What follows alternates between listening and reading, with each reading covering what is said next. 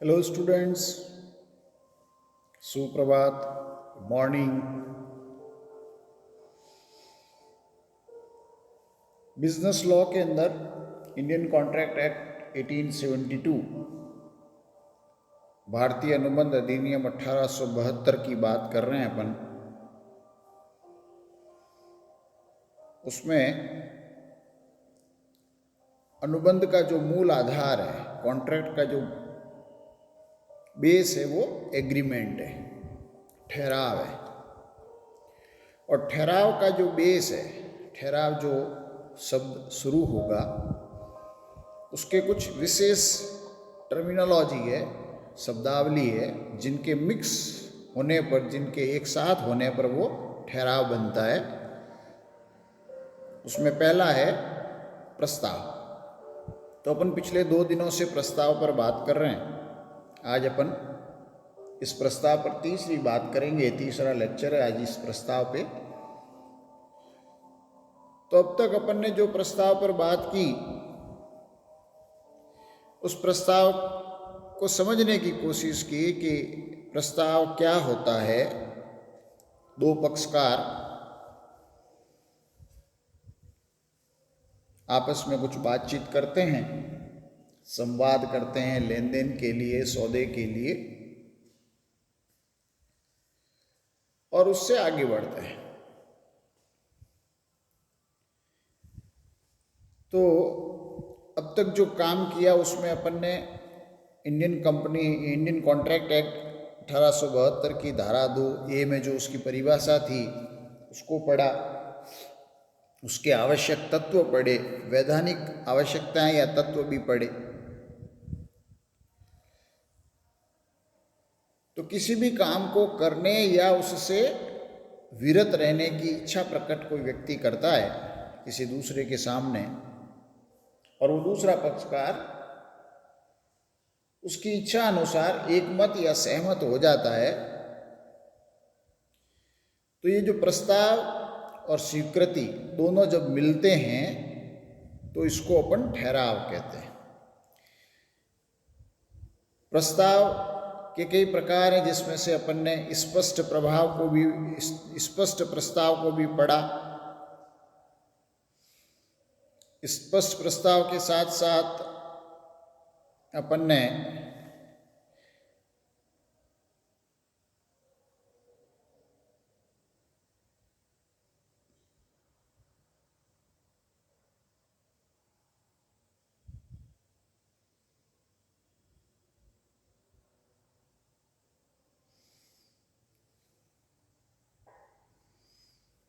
स्पष्ट प्रस्ताव को पढ़ा, गर्भित प्रस्ताव को पढ़ा। स्पष्ट का मतलब आपको बताया था कि जब एक प्रस्तावक ग्रहीता के सामने शब्दों का प्रयोग करते हुए मौखिक या लिखित रूप में अपनी इच्छा स्पष्ट रूप से अभिव्यक्त करे, तो उसको स्पष्ट प्रस्ताव कहते हैं। गर्भित प्रस्ताव का मतलब है कि जब प्रस्तावक प्रस्ताव ग्रहीता के समक्ष शब्दों का प्रयोग नहीं करके अपने आचरण से, अपने व्यवहार से, अपने शरीर के हाव भाव से, चेहरे के हाव भाव से, जिसको अपन फेशियल एक्सप्रेशन या बॉडी लैंग्वेज कहते हैं, या इशारा कहते हैं, या ध्वनि कहते हैं, या रंग के संकेत का उपयोग करते हुए अपनी बात दूसरे पक्षकार के सामने, अपनी इच्छा दूसरे पक्षकार के सामने रखता है, तो उसको गर्भित प्रस्ताव कहते हैं। विशिष्ट प्रस्ताव भी पढ़ा। विशिष्ट प्रस्ताव का मतलब था कि जब प्रस्तावक किसी एक व्यक्ति या एक वर्ग विशेष के सामने प्रस्ताव रखता है, जिसकी स्वीकृति उसी को देनी है जिसके सामने प्रस्ताव रखा है, तो उसको बोलते हैं विशिष्ट प्रस्ताव, स्पेसिफिक प्रपोजल है। अपन ने सामान्य प्रस्ताव भी पढ़ा, जनरल प्रपोजल, जनरल ऑफर। ऐसा प्रस्ताव जो प्रस्तावक आम जनता या सर्वसाधारण के सामने रखता है, जिसको कोई भी आकर के स्वीकार कर सकता है, उसको सामान्य प्रस्ताव कहते हैं। आज अपन बाकी के 3 प्रस्ताव पर बात करेंगे। प्रति प्रस्ताव, स्थानापन्न प्रस्ताव, खुला प्रस्ताव।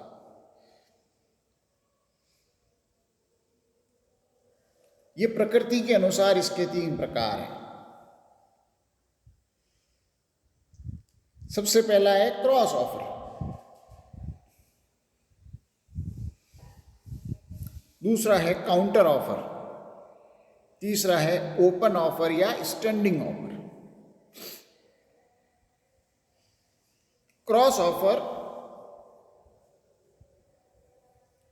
जब 2 पक्षकार, जब 2 व्यक्ति बिना एक दूसरे की जानकारी के समान प्रकार की इच्छा एक ही समय पर अभिव्यक्त करते हैं, तो दोनों तरफ से प्रस्ताव आया है, समान है और अभिव्यक्ति भी एक ही समय पर हो रही है, तो यहां स्वीकृति नहीं है, दोनों ही प्रस्ताव क्रॉस कर रहे हैं। तो ऐसे दोनों प्रस्तावों को हम प्रति प्रस्ताव कहते हैं, क्रॉस ऑफर कहते हैं। जैसे मैं कोई वस्तु है जिसको बेचना चाहता हूं और आप उस वस्तु को खरीदना चाहते हैं, चाहते दोनों हैं, दोनों की इच्छा है, वस्तु सेम है, लेकिन अभी तक एक दूसरे को बताया नहीं है, चाहते, इच्छा अंदर है, आपके अंदर भी है, मेरे अंदर भी है।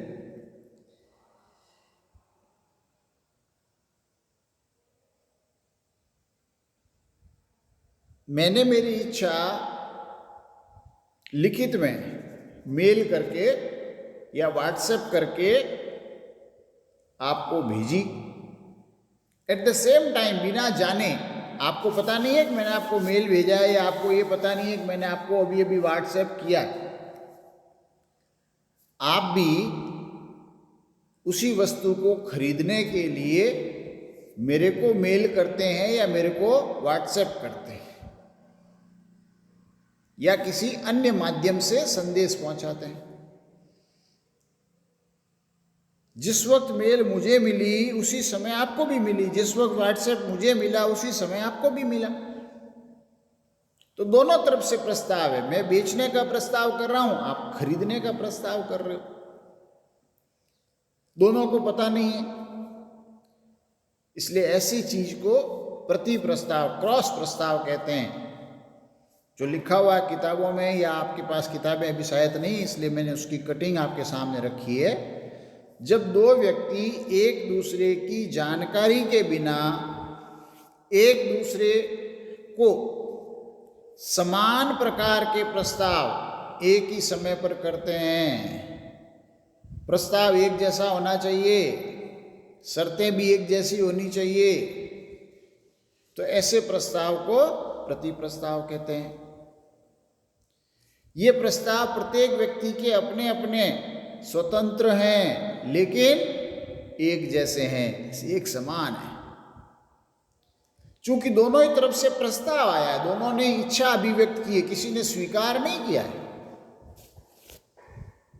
इसलिए इसको ठहराव नहीं कह सकते।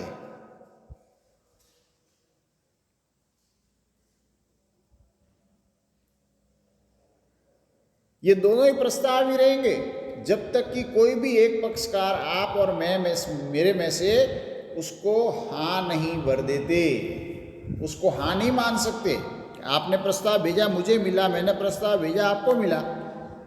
अगर दोनों एक दूसरे के साथ ये अंडरस्टैंड करके बैठ जाए, ये समझ करके बैठ जाए कि वो भी बेचना ही चाहता है, इसका मतलब बेच ही रहा है ना, उसको अपन हाँ नहीं मान सकते, वो प्रस्ताव ही है।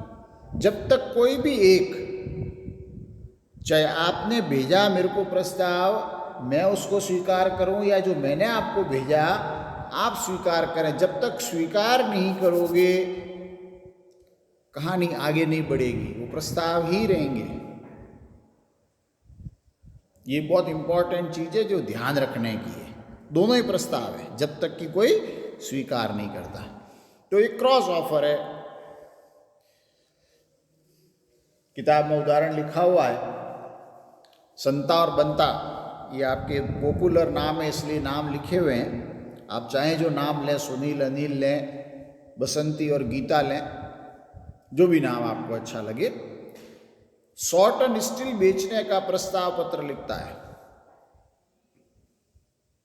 बेचने का। देखिए किसने लिखा, एस ने बी को लिखा, संता ने बंता को लिखा कि साहब मैं शॉर्ट एंड माल बेचना चाहता हूं।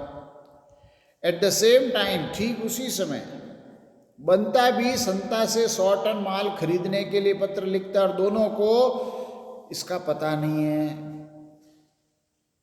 और दोनों ही पत्र एक टाइम पर पहुंचते हैं, एक ही समय पर पहुंचते हैं। दोनों की इच्छा एक जैसी है, माल एक है, शर्तें एक जैसी है,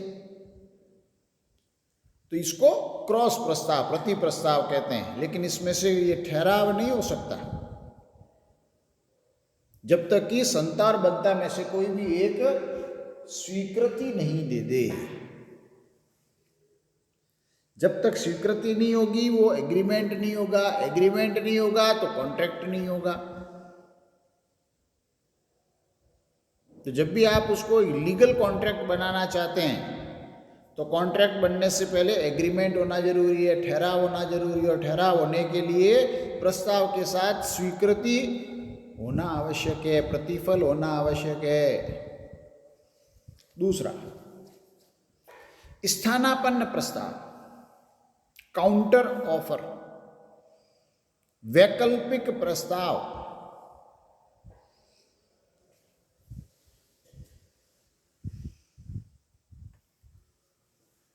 स्थानापन्न का अर्थ तो समझते होंगे, इसके स्थान पर दूसरा।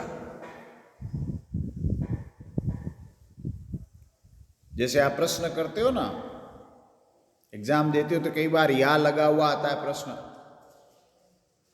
या ये कर लो, ए वाला कर लो, और उसके साथ में दूसरा दिया हुआ बी, और दोनों के बीच में लगा हुआ या। वैकल्पिक है, प्रश्न एक करना है, चाहे मैं ए करूं या बी करूं, तो इसको कई बार हम वैकल्पिक प्रस्ताव भी कहते हैं। विकल्प देना। काउंटर ऑफर का मतलब ये होता है कि मान लीजिए मैंने आपके सामने कोई काम रखा, कोई प्रस्ताव रखा, कोई इच्छा रखी।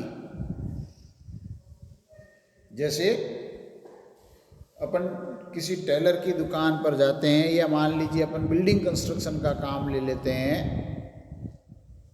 मेरे पास में एक ज़मीन का टुकड़ा है मान लीजिए, और उसके ऊपर एक डिज़ाइन बनी हुई है। मैं किसी इंजीनियर से उसकी डिज़ाइन बना करके लाया कि साहब इस तरह से मुझे मकान बनाना है।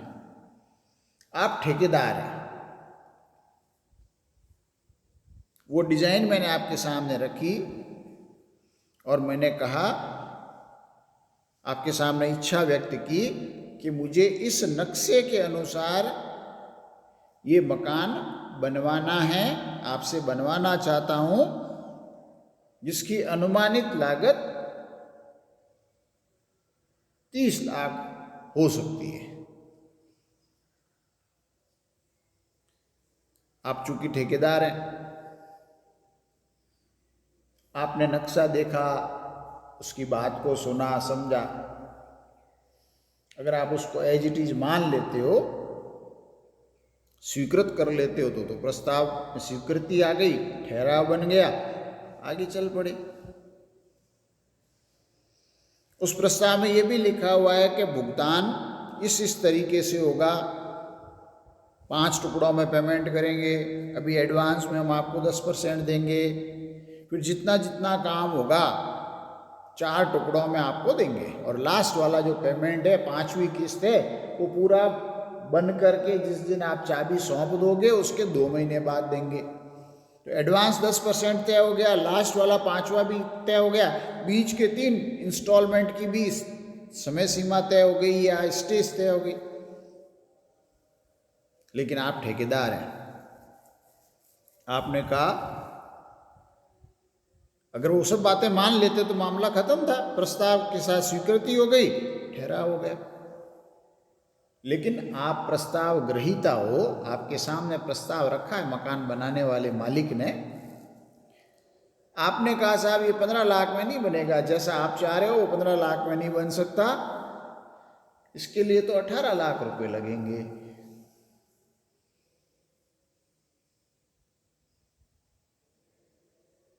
क्या हुआ? वो जो 15 लाख का मकान मालिक बनवाना चाहता था, अगर आप हाँ भर देते तो प्रस्ताव की स्वीकृति हो जाती। आपने तो हाँ नहीं भरी। अब आपने कहा साहब जैसा आप चाह रहे हो 18 लाख में मैं बनाने को तैयार हूं। अब प्रस्ताव किसकी तरफ से आया है? ठेकेदार की तरफ से आया है। मालिक का प्रस्ताव तो आपने स्वीकार नहीं किया, इसलिए वो तो प्रस्ताव गया डस्टबिन में, कचरे में। अब ठेकेदार प्रस्ताव दे रहा है किसको? मकान मालिक को, उस भूखंड के मालिक को, कि साहब जैसे डिजाइन है, जो बातें आप चाह रहे हो वो 18 लाख में बना सकता हूं। कैसा ये ऑफर? काउंटर ऑफर है। रेट बदल गई, आप 15 में चाह रहे थे, वो 18 में दे रहा। इसको क्या कहेंगे? क्रॉस ऑफर नहीं कहते, काउंटर ऑफर कहते हैं। ये स्थानापन्न प्रस्ताव है।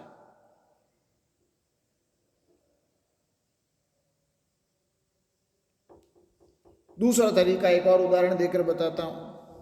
आप एक दुकानदार से माल खरीदने का एग्रीमेंट कर रहे हो। आपकी फैक्ट्री है और आप कहीं से कच्चा माल खरीद रहे हो, रॉ मटेरियल खरीद रहे हो, बड़ी क्वांटिटी में खरीद रहे हो। मान लो मूंगफली का तेल या तिल का तेल निकालने की आपकी फैक्ट्री है और आप किसी मूंगफली सप्लायर वाले से एग्रीमेंट करना चाहते हैं, कॉन्ट्रैक्ट करना चाहते हैं। आपने बताया भाई मुझे हर महीने इतना इतना माल चाहिए होता है और इस भाव पर माल खरीदना चाहता हूं। मान लो आपने कहा कि साहब मुझे हर महीने 15 टन मूंगफली चाहिए और मैं 50 रुपए किलो के भाव से खरीदना चाहता हूं। सप्लायर, जो माल सप्लाई करने वाला है, मूंगफली बेचने वाला व्यक्ति है, उसने कहा ठीक है, एग्रीड। तब तो प्रस्ताव स्वीकृति हो गई, हो गया। लेकिन भुगतान की जब बात आई, पेमेंट की आई, तो जो फैक्ट्री वाला है जो मूंगफली खरीद रहा है, उसने कहा भुगतान जो खरीदूंगा उसके 1.5 महीने बाद 45 दिन की तुझे उधार देनी पड़ेगी, 45 दिन बाद पेमेंट करूंगा। तो मूंगफली बेचने वाले ने कहा अगर उसमें भी वो हाँ भर देता तो एग्रीमेंट हो जाता। लेकिन मूंगफली बेचने वाला कहता है कि साहब 45 दिन की उधार मैं नहीं दे सकता, 15 दिन में दो, 15 दिन की उधार दे सकता हूं। तो वो जो 45 दिन की उधार का प्रस्ताव जो फैक्ट्री मालिक ने रखा, उसको मूंगफली सप्लाई करने वाले सप्लायर ने स्वीकार नहीं किया। उसने अपनी तरफ से प्रस्ताव रखा कि 45 की जगह 15 दिन की उधार दे सकते हैं। क्या हुआ? काउंटर ऑफर है। उसकी जगह दूसरा प्रस्ताव आ गया। इसको अपन स्थानापन्न प्रस्ताव कहते हैं, काउंटर ऑफर कहते हैं। जो किताबों में लिखा है उसका कुछ पार्ट में आपके सामने है। कभी एक व्यक्ति दूसरे व्यक्ति के सामने किसी कार्य के संबंध में प्रस्ताव करता है और दूसरा व्यक्ति उस प्रस्ताव को कुछ परिवर्तन के साथ स्वीकार करता है, उसमें अमेंडमेंट कर देता है, परिवर्तन कर देता है और परिवर्तन के साथ स्वीकार करता है, तो ऐसी स्वीकृति नहीं कही जा सकती। इसे स्थानापन्न प्रस्ताव कहते हैं। वो एक्सेप्टेंस नहीं है, एक्सेप्ट तो आप करोगे। आपने तो कहा 45 दिन की उधार है, अगले ने माना ही नहीं, तो उसको स्वीकृति कैसे मान सकते हो? उसने तो 15 दिन की बात करी और आपने हाँ भर ली, तो इसलिए उसने 15 दिन की बात कही थी तो प्रस्ताव तो उसका हो गया। हाँ अब आप भर रहे हो, स्वीकृति तो आप दे रहे हो। तो दूसरे शब्दों में, जब किसी प्रस्ताव की स्वीकृति प्रस्ताव की शर्तों के अतिरिक्त अन्य शर्तों पर होती है तो उस तथाकथित स्वीकृति को स्वीकृति नहीं बल्कि स्थानापन्न प्रस्ताव कहते हैं। स्थानापन्न प्रस्ताव रखने से मूल प्रस्ताव निरस्त ही नहीं होता बल्कि प्रस्तावित का नया प्रस्ताव भी अस्तित्व में आ जाता है। वो प्रस्ताव तो खत्म हो गया, नया प्रस्ताव आ गया। तो प्रस्ताविती द्वारा स्थानापन्न प्रस्ताव रख देने के बाद वह मूल प्रस्ताव को स्वीकार भी नहीं रख सकता। ज्यों ही स्थानापन्न प्रस्ताव रखा जाता है, मूल प्रस्ताव पूर्ववर्ती स्थानापन्न प्रस्ताव से स्वतः निरस्त हो जाता है। उदाहरण दिया हुआ है, अंता बंता को अपना मकान 50,000 में बेचने का प्रस्ताव करता है। बंता प्रस्ताव को देखकर यह लिखता है कि वो उस मकान को 40,000 में खरीदने को तैयार है, जिसका भुगतान 4 बराबर मासिक किस्तों में करेगा। वो 40,000 भी 10,000 की 4 टुकड़ों में किस्तों में देगा, महीने महीने। बंता यह उत्तर स्वीकृति नहीं माना जा सकता। बंता ने जो ये उत्तर दिया है, किसको? अंता को। क्यों? अंता ने तो कहा जाए 50,000 में बेचना है। बंता ने तो 2 बातें नहीं कह दी उसमें। एक तो 50,000 की जगह भाव बदल दिए 40,000, प्लस 40,000 का भुगतान भी एक मुश्त नहीं कर रहा है, 4 समान किस्तों में 4 महीनों में करेगा। ये स्थानापन्न प्रस्ताव है। दूसरे शब्दों में यह बंता की ओर से अंता के लिए प्रस्ताव हो गया, जिसे अंता चाहे तो स्वीकार करे या नहीं करे। समझता हूं शायद आपको समझ में आ गया होगा स्थानापन्न प्रस्ताव। ये जो स्थानापन्न प्रस्ताव है, जिसको अपन काउंटर प्रपोजल कहते हैं, ये जो आप इमोजी या सिंबॉलिक लैंग्वेज यूज करते हो, ये जो स्क्वायर बना हुआ है जिसके अंदर ये जो सिंबल दिया हुआ है, ये रिवर्स का है। काउंटर, आपने जैसा किया उसका उल्टा। प्रस्ताव आपने दिया था अगले को स्वीकार करने के लिए, लेकिन अगले ने स्वीकार नहीं करके आपके सामने प्रस्ताव रख दिया, कुछ परिवर्तन के साथ, कुछ शर्तें बदल करके, भाव बदल करके। तो इस सिंबॉलिक भाषा में जो काउंटर प्रपोजल है उसके चिन्ह हैं ये। अभी 2014 में एक सर्वे हुआ था मार्केट में, कितने लोग नेगोशिएशन करते हैं या कितने लोग प्रपोजल को काउंटर प्रपोजल के रूप में बदल देते हैं। तो ऐसा ध्यान में आया जब नेगोशिएशन किया, तब ऐसा ध्यान में आया कि 49% रेस्पोंडेंट्स प्रस्ताव को स्वीकार नहीं करके स्थानापन्न प्रस्ताव देते हैं।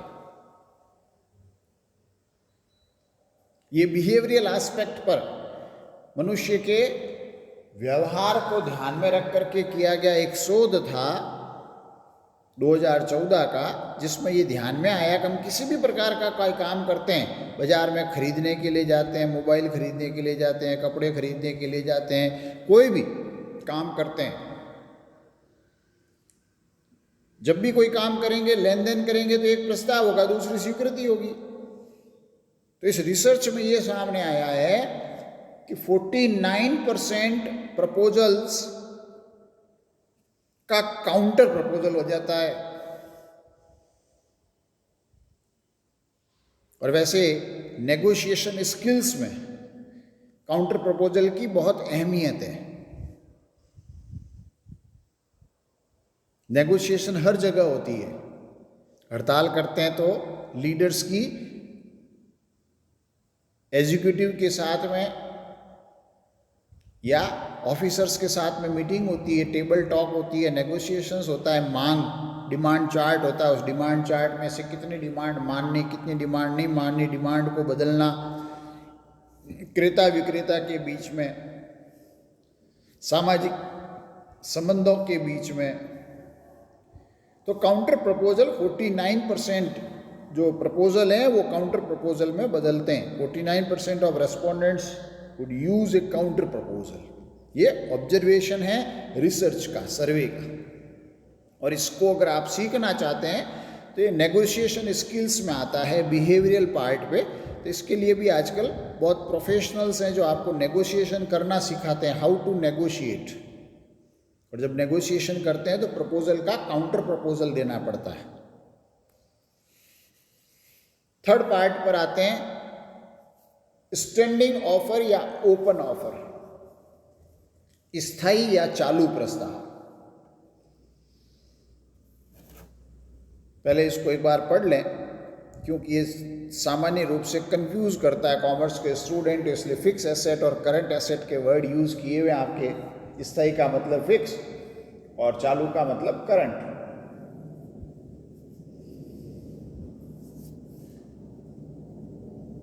लॉ के अंदर यह सामान्य रूप से ये जो खरीदने और बेचने का जब मामला होता है, परचेज डिपार्टमेंट काम करता है, तो वहां पर इन शब्दों का उपयोग कुछ इस तरीके से हो रहा है। टेंडर वर्ड से आप परिचित होंगे। टेंडर का मतलब होता है निविदा।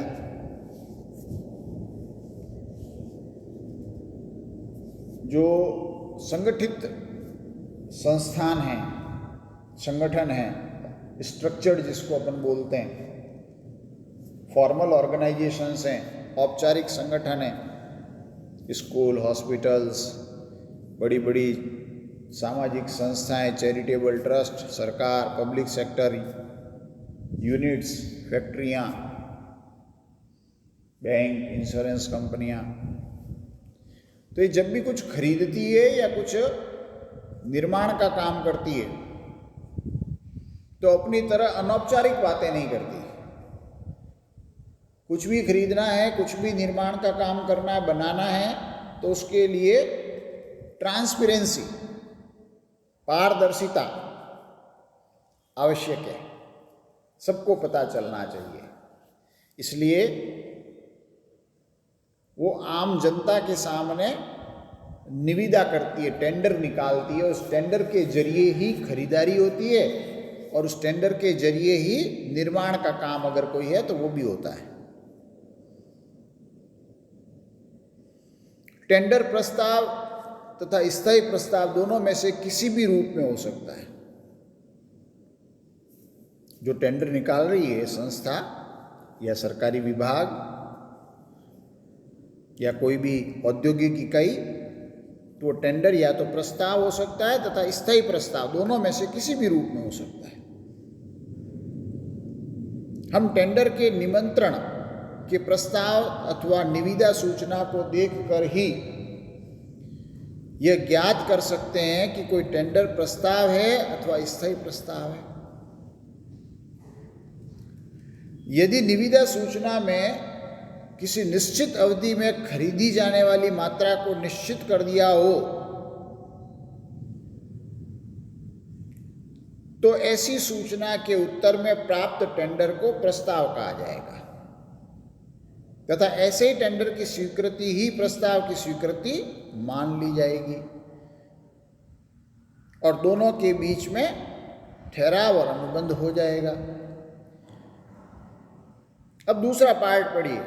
किंतु यदि टेंडर आमंत्रित करने की सूचना में खरीदी जाने वाली वस्तु की अनुमानित मात्रा तथा राशि का उल्लेख तो किया जाता है, लेकिन माल आवश्यकता अनुसार धीरे धीरे खरीदे जाने का संकेत होता है। कैसे खरीद रहे हैं? धीरे धीरे, जरूरत के अनुसार खरीद रहे हैं। तो ऐसी सूचना के उत्तर में जो प्राप्त टेंडर है उसको स्थायी प्रस्ताव कहते हैं, स्टैंडिंग ऑफर कहते हैं या कंटिन्यूइंग ऑफर कहते हैं। ऐसे टेंडर को स्वीकार करने मात्र से ही पक्षकारों के बीच अनुबंध का निर्माण नहीं होता है। ऐसी परिस्थिति में जब जब माल की पूर्ति का आदेश दिया जाता है तब तब एग्रीमेंट और कॉन्ट्रैक्ट जन्म लेगा। इस प्रकार के प्रस्ताव की अवधि में जितनी बार माल खरीदने का आदेश दिया जाएगा उतनी ही बार नए नए अनुबंधों का जन्म होगा। टेंडर देने वाला ऐसे चालू प्रस्ताव या स्थायी प्रस्ताव को माल खरीदने के आगामी आदेश से पहले कभी भी समाप्त कर सकता है। इसी प्रकार स्थायी प्रस्ताव प्राप्त करने वाला व्यक्ति भी आगे आदेश देने के लिए बाध्य नहीं होता। आई थिंक सो आपको कुछ समझ में आया होगा कि साहब जब बार बार आप ऑर्डर दोगे, बार बार एग्रीमेंट और कॉन्ट्रैक्ट होगा, तो फिर इसको अपन स्थायी प्रस्ताव कैसे कह सकते हैं, इसको हम चालू प्रस्ताव कैसे कह सकते हैं। तो फिर टेंडर क्यों किया? टेंडर इसलिए किया कि हमने हमारा एक बायर सेलेक्ट कर लिया, सप्लायर सेलेक्ट कर लिया कि भाई हम इस व्यक्ति से माल खरीदेंगे। माल बेचने वाले तो दुनिया में मार्केट में बहुत सारे हैं ना, लेकिन उनमें से किसी जब जब भी मुझे जरूरत पड़ेगी तो बार बार मुझे सप्लायर ढूंढने की जरूरत नहीं। इसलिए मार्केट में से किसी एक सप्लायर को आइडेंटिफाई कर लिया, और आइडेंटिफाई करने के साथ दूसरी शर्त क्या हो गई, जब जब भी मुझे जरूरत पड़ेगी आप माल दोगे, इस भाव पर दोगे। भाव भी तय हो गया। तो दो चीज़ें तय करने के लिए हमने टेंडर किया, एक मार्केट में से सप्लायर कौन है और दूसरा भाव क्या है। क्वांटिटी अभी तय नहीं है, हाँ अनुमानित क्वांटिटी पहले से तय है कि साल भर में हम इतना कुछ खरीदेंगे। एक अनुमानित मूल्य भी तय कि 10 लाख का माल खरीदेंगे, 15 लाख का खरीदेंगे, 20 लाख का खरीदेंगे, लेकिन एक साथ नहीं खरीदेंगे, धीरे धीरे। जैसे पुलिस ट्रेनिंग सेंटर में या आरएसी में या मिलिट्री के अंदर या हॉस्पिटल में जहाँ मेस चलता है, कैंटीन चलती है, खाना बनाया जाता है, तो खाद्य सामग्री की सप्लाई के लिए सरकार या मिलिट्री डिपार्टमेंट टेंडर करता है कि साहब साल भर में आवश्यकता अनुसार हमें ये सामान चाहिएगा जिसकी अनुमानित लागत इतनी करोड़ रुपए है या इतने लाख रुपए। अब बहुत सारे सप्लायर हैं, सब्जी वाले, दाल वाले, अनाज वाले, सब टेंडर भरते हैं, अपना अपना प्रस्ताव देते हैं। तो वो विभाग उसमें से अपनी आवश्यकता अनुसार अपनी जिसके साथ सहमति बनती है, जिसके साथ एकमतता बनती है, किसी एक को सप्लायर निश्चित कर लेती है। भाव तय हो गए, सप्लायर तय हो गए। अब जब जब भी उनको चाहिए, गेहूं चाहिए, चावल चाहिए, तेल चाहिए, मसाले चाहिए, वो उसको ऑर्डर देगा। जब जब भी ऑर्डर दिया जाएगा, हर ऑर्डर से एक नया एग्रीमेंट, एक नया कॉन्ट्रैक्ट क्रिएट होगा, और 2-3 महीने तक चलने के बाद दोनों अपनी जगह पर स्वतंत्र हैं। सप्लायर भी चाहे तो मना कर सकता है कि साहब मैं अब आगे से सप्लाई नहीं करूंगा, सूचना दे करके, और बायर भी, उस विभाग ने जिसने ठेका दिया था, वो भी इस तरह का पत्र लिख करके ठेका निरस्त कर सकता है। उदाहरण के रूप में देखिए, ये स्टेट बैंक का आया हुआ, देखिए न्यूज़पेपर में ऐसे टेंडर छपते रहते हैं। क्या लिखा हुआ है स्टेट बैंक का, एसबीआई का विज्ञापन, ये टेंडर नोटिफिकेशन है। आपूर्तिकर्ताओं को सूचीबद्ध करना है। क्या तय कर रहे हो? सप्लायर तय कर रहे हो। सूचीबद्ध का मतलब है लिस्ट बना रहे हैं, आइडेंटिफाई कर रहे हैं जिससे हम माल खरीदेंगे। क्या खरीदना चाह रहे हैं जरा देखिए कि एसबीआई की जयपुर मंडल यानी जयपुर सर्कल की सभी ब्रांच ऑफिस और जयपुर का जो लोकल हेड ऑफिस है, उसमें जो हमारे कंप्यूटर सिस्टम है, उस कंप्यूटर सिस्टम के रखरखाव, मेंटेनेंस के लिए वार्षिक रखरखाव संविदा जारी करने हेतु विक्रेताओं की पैनल सूची तथा वार्षिक रखरखाव हेतु मोहरबंद प्रस्ताव आमंत्रित है। डिटेल तो इसमें है नहीं, डिटेल अगर आप चाहते हो तो इसमें वेबसाइट दी, उसमें जाकर के आप डिटेल टेंडर देख सकते हो। ये कैसा है? स्टैंडिंग ओपन ऑफर है। ये दूसरा और देखिए आप, चिकित्सा और स्वास्थ्य विभाग का।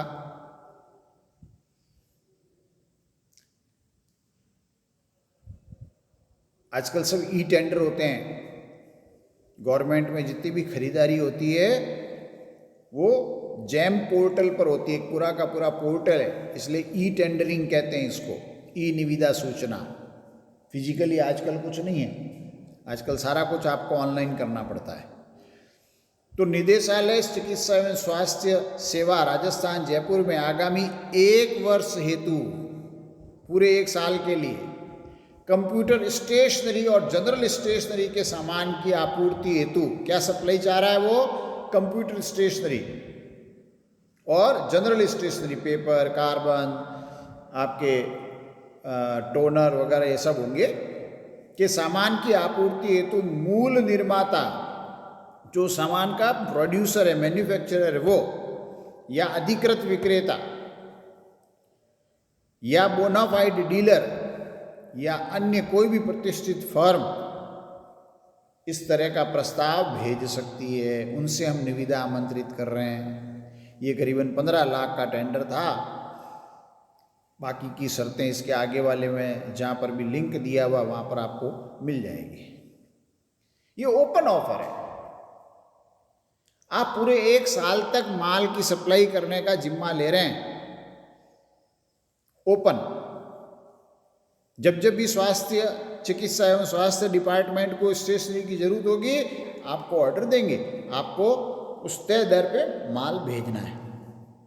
तो ये ओपन या स्टैंडिंग ऑफर कहलाता है। ये 3 टेक्निकल टर्म थे, इसलिए आपको थोड़ा समय लगा। ज़्यादा समझना चाहते हैं तो, कि साहब इतना समझने का समय नहीं है, हम तो ये मेमोरी में, रैम में डाल लेंगे, रट लेंगे। अगर ऐसा कुछ प्रश्न दिखेगा तो वहाँ पर वापस उसकी कॉपी कर देंगे और डिलीट कर देंगे, क्योंकि ये कट कॉपी पेस्ट का जनरेशन है। समझने में समय खराब करना शायद आज की जनरेशन नहीं चाहती है, तो बात अलग है। आई डिड माई ट्राई, मैंने मेरा प्रयास किया आपको समझाने के लिए, और आपसे अपेक्षा भी ये करता हूँ कि आप समझ करके चीज़ों को याद करेंगे तो थोड़ा आसान हो जाएगा। ये फॉरएवर के लिए हो जाएगा, हमेशा के लिए। अब 2-3 शब्द और हैं इस प्रस्ताव वाले चैप्टर में। प्रस्ताव, प्रस्ताव की इच्छा, और एक है प्रस्ताव का आमंत्रण। किताबें पढ़ोगे, इंटरेस्टिंग चीज़ें, जिसको लॉ में इंटरेस्ट है, जिसको शब्दों के साथ खेलने में मज़ा आता है, उसके लिए बहुत अच्छी चीज़ है। प्रस्ताव क्या है? प्रस्ताव की इच्छा क्या है? और एक है प्रस्ताव का आमंत्रण, इनविटेशन टू ऑफर। कि साहब ऑफर कोई तो इनविटेशन कहते हैं? नहीं, हम आपको इनवाइट कर रहे हैं कि आप ऑफर दो। कि साहब ऐसा कैसा है?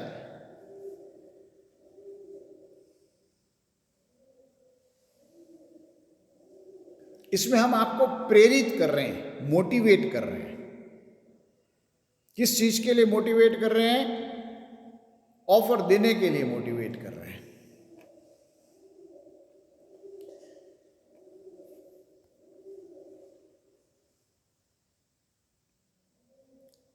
प्रस्ताव का निमंत्रण प्रस्ताव नहीं माना जा सकता।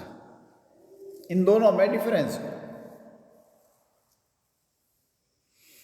प्रस्ताव प्रस्ताविती की स्वीकृति प्राप्त करने के लिए किया जाता है, जबकि प्रस्ताव का निमंत्रण दूसरे पक्षकार या पक्षकारों को प्रस्ताव करने के लिए आमंत्रित करने हेतु किया जाता है।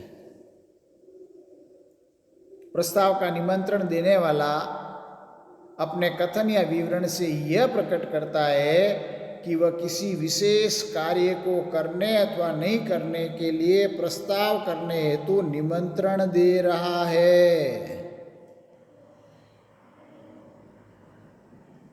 इस चीज को पढ़ो।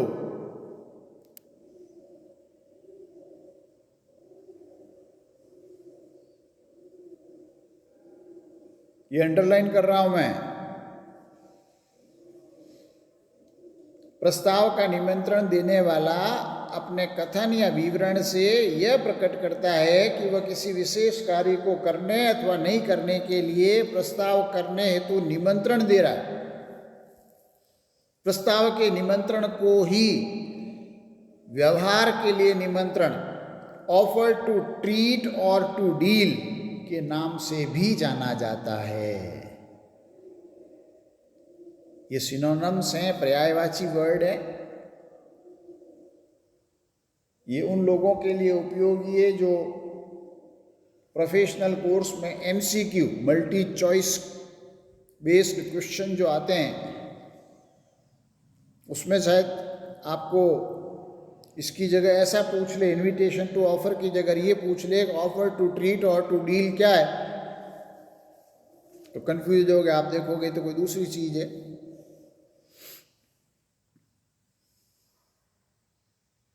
तो यहां पर ऑफर किस चीज का दिया जा रहा है कि आप आओ और आप ऑफर दो। तो ऑफर तो दिया, आपको बुलाया तो है, आपको आमंत्रित तो कर रहे हैं, लेकिन आमंत्रित किस चीज के लिए कर रहे हैं कि आप ऑफर दो। खरीदने के लिए आप ऑफर दो, बेचने के लिए आप ऑफर दो। हम उसको स्वीकार करेंगे या नहीं भी करेंगे। जैसे देखिए,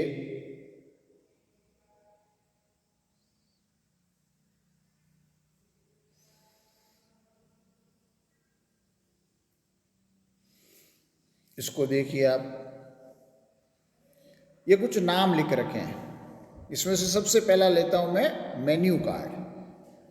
आप रेस्टोरेंट तो कभी गए ही होंगे, जलपान गृह, अल्पाहार गृह, रेस्टोरेंट। जैसे आपके ओशिया में स्वाद रेस्टोरेंट थोड़ा ठीक ठाक दिखाई देता है, जहाँ पर शायद मुझे भी 1-2 बार जाने का मौका मिला। अपन रेस्टोरेंट में जाते हैं, कुछ खाने की इच्छा है,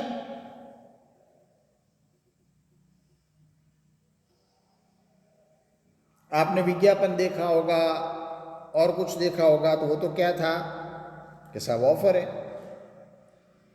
किस चीज का ऑफर है? इनविटेशन है टू पुट योर ऑफर। आप उसमें गए रेस्टोरेंट में, जैसे जाकर के बैठते हैं, वेटर आता है, वेटर ला करके आपके सामने एक किताब रखता है, एक लेमिनेट किया हुआ पेपर रखता है, जिसको आप क्या बोलते हो? Menu card.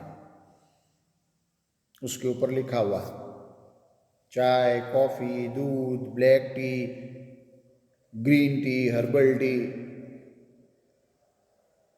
आप खाना खाने गए हैं या नाश्ता करने गए हैं तो इडली, सांभर वड़ा, डोसा, मसाला डोसा, रवा डोसा, ऐसे बहुत सारे डोसे लिखे हुए हैं। इडली लिखी हुई है, सांभर लिखे हुए हैं, वड़े लिखे हुए हैं।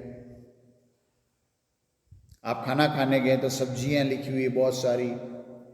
आप रोटी के लिए तो रोटी के भी अलग अलग लिखे हुए हैं, तवा रोटी लिखी हुई है, नान लिखी हुई है, लच्छा पराठा लिखा हुआ है, पराठा लिखा हुआ है, सब उसमें लिखा हुआ है। और उसके आगे उसकी क्या लिखी हुई है?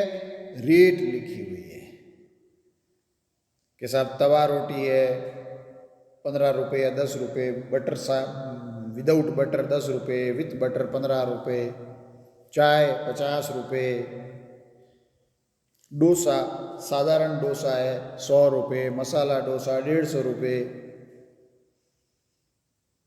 आपने मेन्यू कार्ड देखा, थोड़ी देर से वेटर आता है, एक हाथ में पेन और डायरी लेकर के, बताइए साहब आपको क्या चाहिए। आप कुछ बातचीत करते हैं और क्या कहते हैं? एक डोसा लाइए, एक प्लेन डोसा लाइए, एक रवा डोसा लाइए। रेट तो उसमें पहले से लिखी हुई है। साथ में आपने कुछ और चीज मांगी,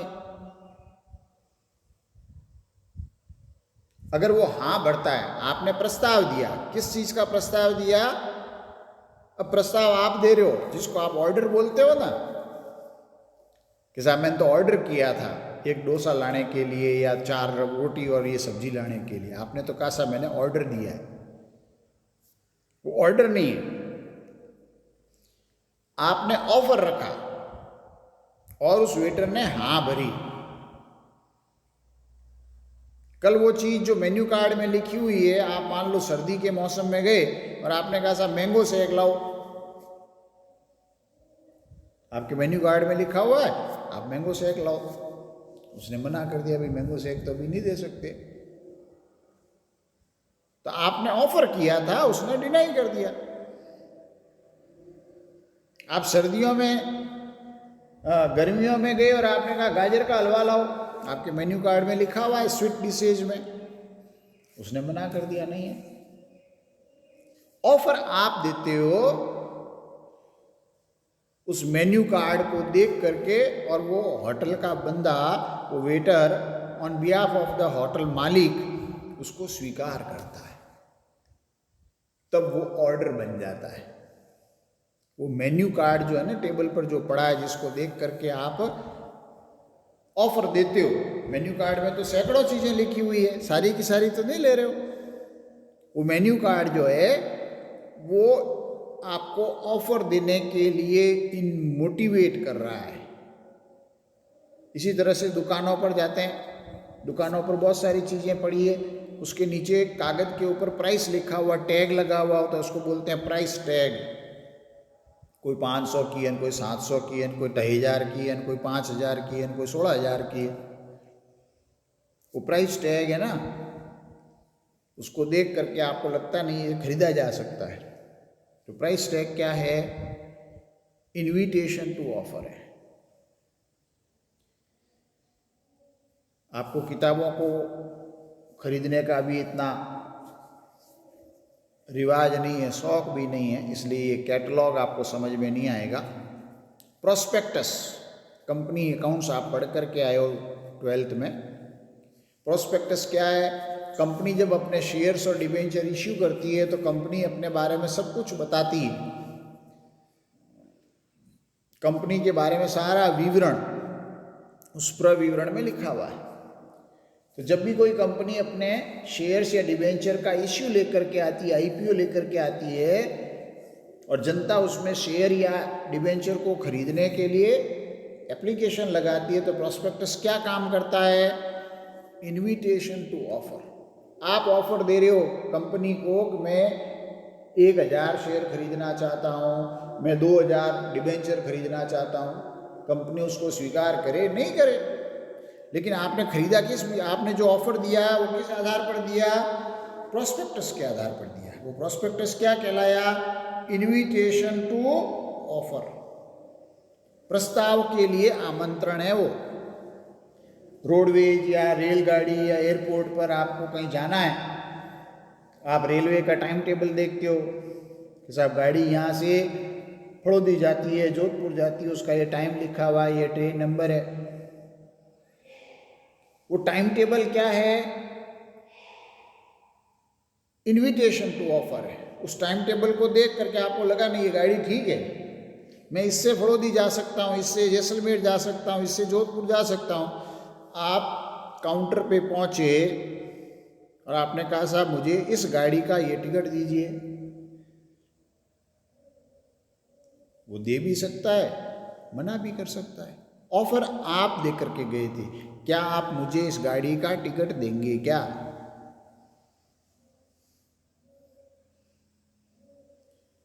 इसी तरह से वैकेंसी जाती है, जैसे मैंने कुछ स्टूडेंट से बात की, उसने कहा साहब हम तैयारी कर रहे हैं पटवारी की, कांस्टेबल की, बैंक की। तो जो भर्ती का विज्ञापन निकलता है, वो भर्ती का विज्ञापन क्या है? वैकेंसी निकलती है राजस्थान राज्य कर्मचारी बोर्ड या राजस्थान लोक सेवा आयोग, या संघ लोक सेवा आयोग यूपीएससी, आरपीएससी या एसएससी विज्ञापन निकालती है। 1000 पटवारी के पदों की भर्ती हेतु आवेदन मांगे जाते हैं। उसकी लास्ट डेट ये है, इसकी फीस ये है, इसकी योग्यता ये है। अगर आप उसके योग्य हो, भरना चाहते हो, तो आप ई मित्र पे जाते हो या ऑनलाइन आप उस फॉर्म को भरते हो और फीस दे करके जमा कराते हो। क्या है वो विज्ञापन जो आपने देखा था वैकेंसी का, वो क्या था? इनविटेशन टू ऑफर था। अब आपको तो सूचना कर दी, आप भरना चाहते हो पटवारी की पोस्ट के लिए, तो आप फॉर्म भरो। अब फॉर्म कौन भर रहे हैं? आप भर रहे हैं, प्रस्ताव आप दे रहे हैं, मैं पटवारी बनना चाहता हूं। ये रिक्त पदों की भर्ती के लिए जो आवेदन मांगे जाते हैं वो भी इनविटेशन टू ऑफर है। इसी तरह से कोई चीज नीलाम करनी है, मान लो एक गाड़ी है, नीलाम करना चाहते हैं। आर्मी वाले बहुत सारी गाड़ियां पुरानी हो जाती है या खराब हो जाती है तो नीलाम करती है। तो डिफेंस ने, बीएसएफ ने या आर्मी ने एक विज्ञापन निकाला और कहा भाई आज फला तारीख को सुबह 10 बजे से 12 बजे के बीच में ये इतनी गाड़ियां पड़ी है, जैसी है वैसी की आवाज में नीलाम की जाएगी। वो जो समय था 10 बजे से 12 बजे के बीच में, आप चूंकि खरीदना चाहते हो, आप वहां गए, आपने गाड़ियां देखी, आपने बोली लगाई। बेचने वाला कौन है? बीएसएफ या आर्मी का डिपार्टमेंट है। आप खरीदार हो, आपने बोली लगाई। जो बोली लगाई वो क्या है? प्रस्ताव है। ये गाड़ी मैं 5000 में खरीदना चाहता हूं। अब वो बोली उसको पसंद आएगी तो ठीक, नहीं तो ठीक, नीलामी है। आपने 5000 बोला, बेचने वाला कहेगा 5001। जैसे ही उसने 5001 का एक दूसरा आदमी ऐसा, मैं 10,500 में खरीदने को तैयार हूं। अब आपका प्रस्ताव खत्म हो गया। वो बोलता है 10,500, एक आया सा, मैं 12,000 में खरीदने को तैयार हूँ। 10,500 का प्रस्ताव भी गया। फिर 12,001, फिर आवाज़ लगाई, कोई नहीं आया। 12,002, तो एक आदमी आया, 15,000 में खरीदना चाहता हूँ साहब। वो 12,000 का ऑफर भी गया। ऐसे करते करते 40,000 तक पहुँच गई बात, और 40,000 पर वो बोली छूटी। तो एग्रीमेंट जो हुआ, अनुबंध जो हुआ, वो किस पर हुआ? 40,000 पर हुआ। आप वहाँ क्यों गए थे? बोली लगाने गए थे, प्रस्ताव आपने दिया खरीदने का। आप आए कहाँ से? विज्ञापन देख करके आए। तो वो जो विज्ञापन था वो प्रस्ताव का आमंत्रण था। तो प्रस्ताव और प्रस्ताव के लिए निमंत्रण में फर्क है, मीनिंग में फर्क है, पर्पज में फर्क है, उसके परिणाम में फर्क है। और जो डेफिनेशन है वो इंडियन कॉन्ट्रैक्ट एक्ट में इनविटेशन टू ऑफर के लिए कोई परिभाषा नहीं है, उसकी कोई लीगल एंटिटी नहीं है, उसका कोई लीगल डिस्प्यूट नहीं है। तो मेरे हिसाब से जो प्रपोजल है, उस प्रपोजल के अंदर जितने भी बातें थी वो मैंने आपके साथ शेयर किए।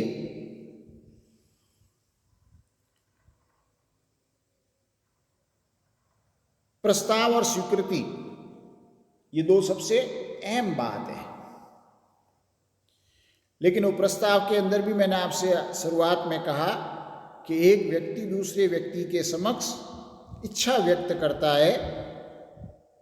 तो वो जो व्यक्त करता है ना, ये वर्ड ध्यान देना, अभिव्यक्त जो करने की बात आ रही है। मैं बंद कमरे में बोलना शुरू कर दूं कि साहब मेरी इच्छा है, तो जिसको आप सुनाना चाहते हो उस तक वो पहुंचना बहुत जरूरी है, संप्रेषण भी जरूरी है। इसी तरह से स्वीकृति की भी संप्रेषण जरूरी है। वो स्वीकृति भी, जिसने भी हाँ भरी है, वो हाँ भी उस प्रस्तावक तक पहुंचनी चाहिए। उसका कम्युनिकेशन बहुत इंपॉर्टेंट है, ये ध्यान रखना। तो आप इस चैप्टर को ठीक से पढ़ लें। बहुत बहुत धन्यवाद आपका। Thank you very much to listen me. Video सुनने के बाद आप इस पर कमेंट जरूर करें, क्या चीज़ आपको ठीक लगी, क्या चीज़ ठीक नहीं लगी। आवाज़, वीडियो, कंटेंट कोई कन्फ्यूज़न है, कोई क्वेश्चन है, जिज्ञासा है तो उसका प्रश्न जरूर पूछें। Have a good day. आपका दिन बहुत शुभ हो, आप स्वस्थ रहें, आपके परिवार में सभी स्वस्थ रहें, इसी कामना के साथ धन्यवाद।